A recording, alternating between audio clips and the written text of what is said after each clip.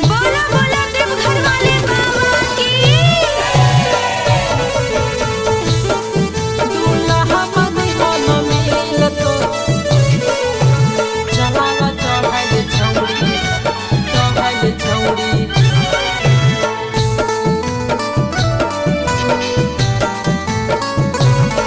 छोड़ी ले कमर साथे चले देवा घर तोर मन के सपना पूरा तो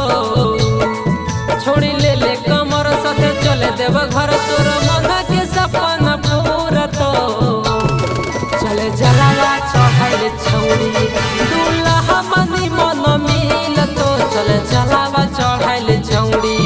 दूल्हा सुनर मिल तो छोड़ी ले कमर साथे चले देवा घर तोर मन के सपना पूरा तो छोड़ी ले कमर साथे चले देव घर तोर मन के सपना पूरा तो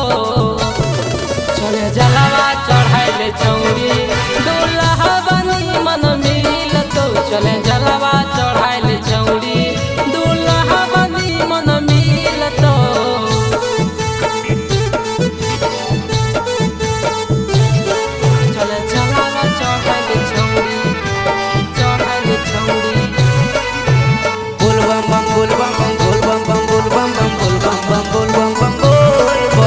जलावा चढ़ावे में करी हन लेट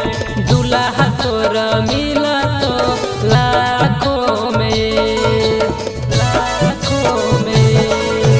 जलावा चढ़ावे में करी हन लेट दूल्हा तोर मिला तो लाखों में बोले बोलो बमा चले हमर संग तोर मन के सपना पूरा तो बोले बोलो बमा चले हमर संग तोर मन के श्रद्धा पूरा तो चले जलावा चढ़ाइल छौड़ी दूल्हा बनी मन मिल तो चले जलावा चढ़ाइल छौड़ी दूल्हा सुनर मिल तो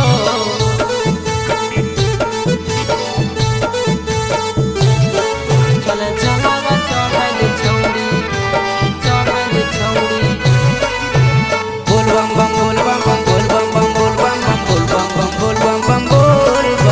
मानिले बात छौड़ी कहोगे सगर संजीव के साथे छौड़ी चल देव घर मानिले बात छौड़ी कहोगे सगर संजीव के साथे छौड़ी चल देव घर